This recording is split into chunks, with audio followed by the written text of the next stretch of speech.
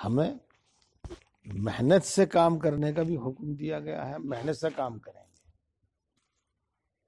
اور عقل اور سمجھ سے کام لینے کا بھی ہمیں حکم دیا گیا ہے، ہم عقل اور سمجھ سے کام لیں گے۔ ہمیں مشورے کا بھی حکم دیا گیا ہے، ہم مشورے سے بھی کام کریں گے۔ ہاں، یہ اپنی جگہ پر ہے، لیکن مومن کا دل اللہ کی طرف متوجہ رہے ہر کام میں، اور وہ اللہ سے دعا خوب کرے، اور یاد رکھے کہ دین کا کام ہو یا دنیا کا کام ہو، عبادت ہو، تقوی ہو، اپنی اصلاح ہو، یا دنیا کی ضرورتیں ہوں، وہ سب جب ہی کام بنے گا جب اللہ تبارک و تعالیٰ کا فضل ہوگا۔ اسی واسطے اللہ کے رسول صلی اللہ علیہ وسلم ہمیں تعلیم فرماتے ہیں کہ مسجد سے نکلتے وقت دعا پڑھا کرو، اللہم انی اسألک من فضلک۔ پہلے بسم اللہ پڑھنی چاہیے، پھر درود پڑھنا چاہیے، پھر یہ دعا پڑھنی چاہیے، بسم اللہ والصلاة والسلام علی رسول اللہ، اللہم انی اسألک من فضلک۔ اور دوستو، یہ دعا چلتے پھرتے اٹھتے بیٹھتے جب بھی کوئی دھیان آوے تبھی پڑھ لیا کرو، یہ کوئی ضرور نہیں کہ بھئی یہیں پڑھنی ہے۔ اور اس بات کا یقین رکھو کہ کام جب بھی بنے گا وہ اللہ کے فضل سے بنے گا، جب اللہ چاہ لیں گے جب بنے گا۔ اللہ سے اللہ کا فضل مانگتے رہو اور دعا خوب کرتے رہو۔ اور اسی طریقے سے میرے بھائی، اللہ رب العزت ہم پر ہماری ماں سے زیادہ مہربان ہے، ہمارے باپ سے زیادہ مہربان ہے، حدیث پاک میں آتا ہے۔ اس لیے ہمیں تو فکر ہے صرف کھانے کی، ہمیں تو صرف فکر ہے کپڑے کی، ہمیں تو صرف فکر ہے مکان کی، ہمیں تو صرف ہے دنیا میں عزت کی، ہمیں تو فکر ہے صرف دنیا میں راحت کی،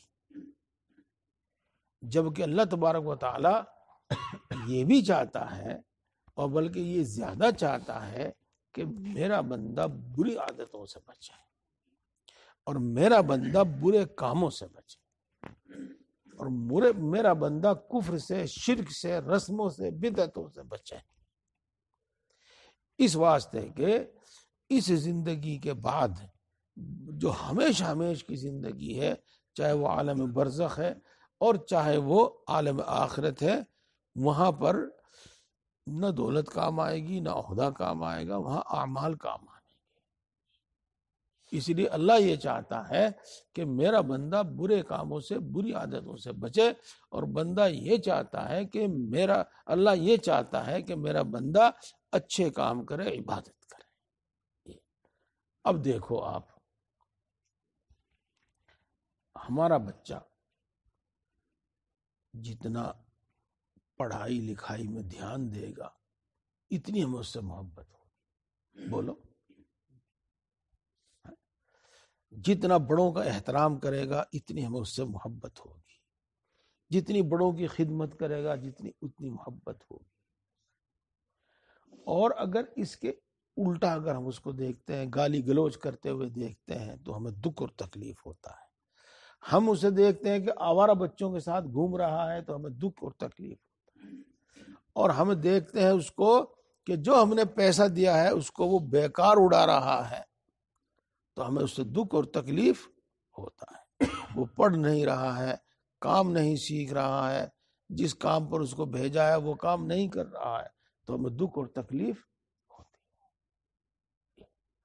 اور بہت مرتبہ سمجھدار آدمی خاص طور سے یہ سوچتا ہے کہ میں اگر اس کو پیسے دوں گا تو یہ بگڑے گا۔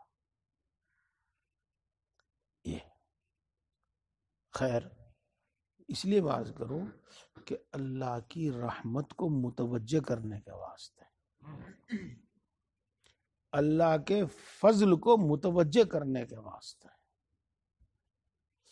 اللہ کی طرف دھیان زیادہ دیا جائے، 5 وقت نماز پابندی کے ساتھ پڑھو، اور کوشش کرو مسجد میں جماعت کے ساتھ تکبیر اولیٰ کے ساتھ پڑھیں، اس کی کوشش کرو، اس کی کوشش کرو کہ نماز سنت کے مطابق پڑھیں، سنت کے مطابق، اس کی کوشش کرو کہ نماز میں ہمارے خشوع اور خضوع ہو، جس کا حاصل ہوتا ہے کہ تکبیر تحریمہ سے سلام تک اللہ کی طرف متوجہ رہے، نماز کی طرف متوجہ رہے،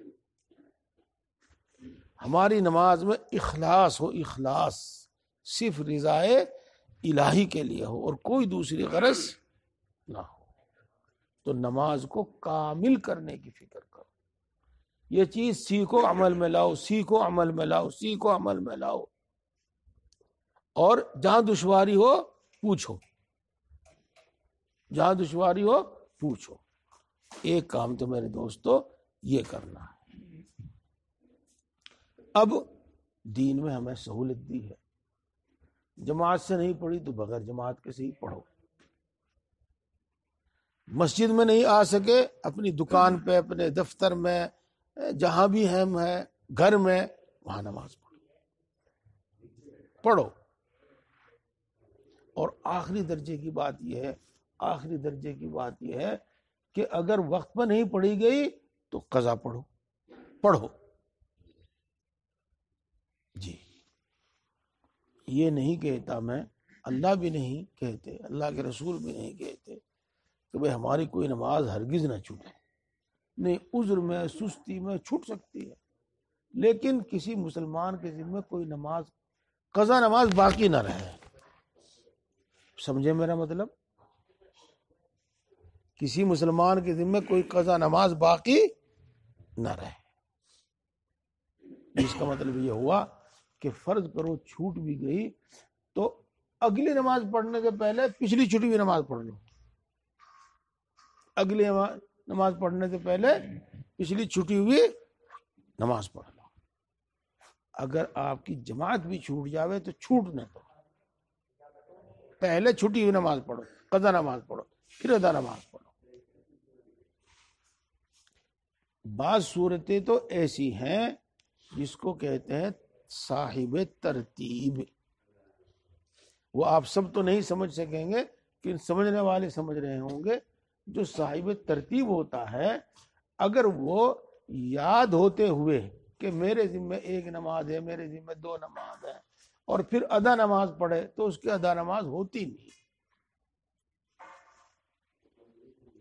ادا نماز اس کی ہوتی نہیں، صاحب ترتیب کہلاتا ہے۔ چلو میں اس کو بھی سمجھا دوں گا، جو سمجھ جائے میں اچھا ہے۔ ہاں، جس شخص کے ذمہ کوئی نماز قضا نہ ہو اور پھر اس کی ایک نماز یا دو نماز چھوٹ گئی تو وہ صاحب ترتیب کہلائے گا، اور پہلے یہ نماز پڑھنی ضروری ہوں گی، پھر وہ ادا نماز پڑھے گا۔ اگر ان کے یاد ہوتے ہوئے اس نے ادا نماز پڑھی تو ادا نماز نہیں ہوگی۔ اور جس کے ذمہ 4 ہیں، جس کے ذمہ 5 ہیں، اس کے لیے یہی حکم ہے۔ ہاں، 5 سے زیادہ نماز اس کے ذمہ قضا ہوں، 6، 7، 8، 10، 20، 100، 200، تو پھر وہ صاحب ترتیب نہیں ہوتا، تو وہ پہلے ادا نماز پڑھ سکتا ہے۔ اتنی بات امید ہے کہ سمجھ میں آئی ہوگی۔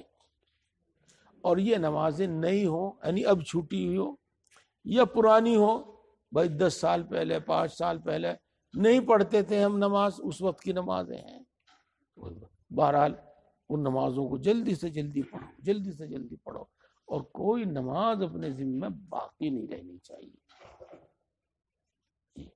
نمبر 2، میرے بھائی، قرآن پاک کی تلاوت میں بہت کمی آ گئی، بہت کمی آ گئی۔ مسجدوں میں اب ہمیں تلاوت کرتے نظر نہیں آتے، گھروں میں سے تلاوت کی آواز نہیں آتی، بلکہ ذکر کی مجلسوں کی طرف تو بھاگتے ہیں اور تلاوت کی طرف نہیں آتے۔ تو میں آپ سے عرض کروں، آپ اپنے نظام کے اعتبار سے، اپنی فرصت کے اعتبار سے جس طرح سے متعین کریں، لیکن روزانہ قرآن پاک کی تلاوت ہونی چاہیے. ایک پارہ پڑھو، اس سے کم پڑھو، اس سے زیادہ پڑھو، ضرور پڑھو روزانہ.